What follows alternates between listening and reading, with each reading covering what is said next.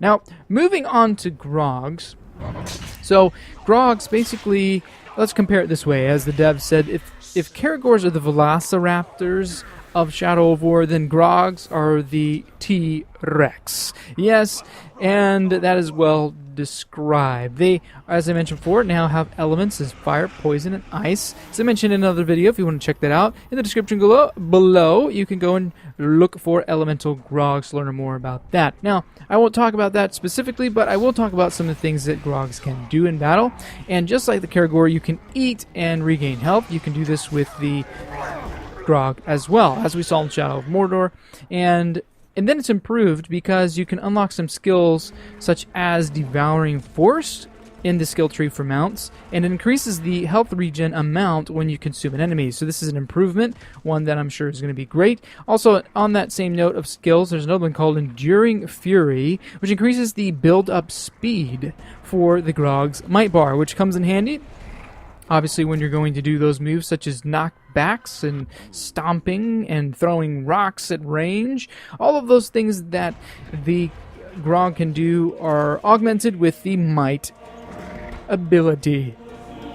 Furthermore, you can use knockback to help in your battles against captains. Comes as much handy apparently from the devs as they were talking about it.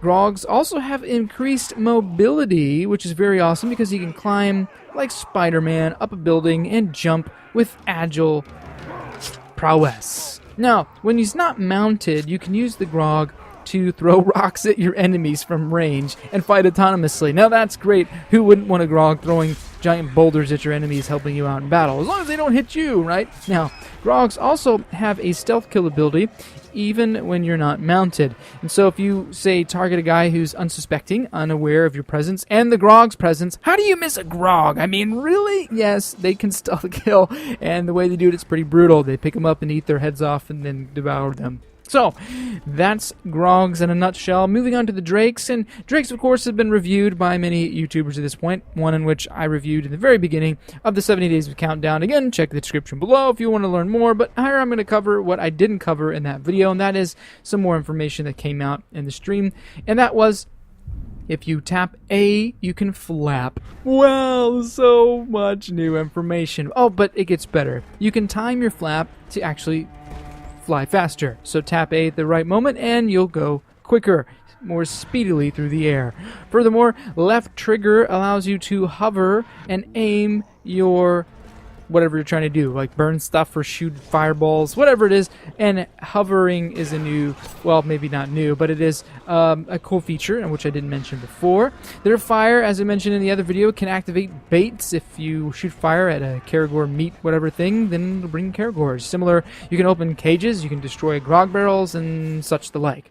Also, a wonderful feature is you can snatch grunts off the ground in the Drake's claws. Very cool, because you can imagine the terror of that poor suspecting archer on the roof who's really vulnerable, and you swing by and grab him in the claws and then eat him and regain health. Yes, Drakes can also regain health by eating their prey. Theoretically, you could use that ability to even transport orcs. You could have a little fun with that in the open world. I'm sure I will. Now, Drake-to-Drake combat is cool. It's like a dogfight, but except with real flesh and bone and flame and burns and teeth and claw. But the Drakes are more resistant to fire, obviously because they're dragons, and so the fight will take longer if you're trying to do Drake-on-Drake fire action. Now, I will say, however, you should probably adapt that playstyle, maybe shoot your bow and arrow from a distance or, whatever it is, but either way, they can fight autonomously, and so if you're not on the back of a Drake, he'll also fight enemy Drakes in the air. There's also another type of Drake, which is really more unique to the storyline, and that is the Carnan Drake, or the Drake created by the spirit that is the Ent-looking wife. It creates like a tree Drake, which comes into play when fighting a Balrog, I believe, in other situations in the game's storyline. Furthermore, Drakes can fight on the ground and do melee attacks from the ground, although they may be a little more vulnerable, so maybe not a smart move. Furthermore, they can also do stealth kills just like the other creatures did, and it's very cool. Obviously, they shoot fire or even snatch up their prey and eat them. So that's kind of what that looks like. Thanks for watching, and don't forget to slam that like button with a bone-shattering wraith punch to the face. The harder you smash it, the better. No, really, it really helps this channel out.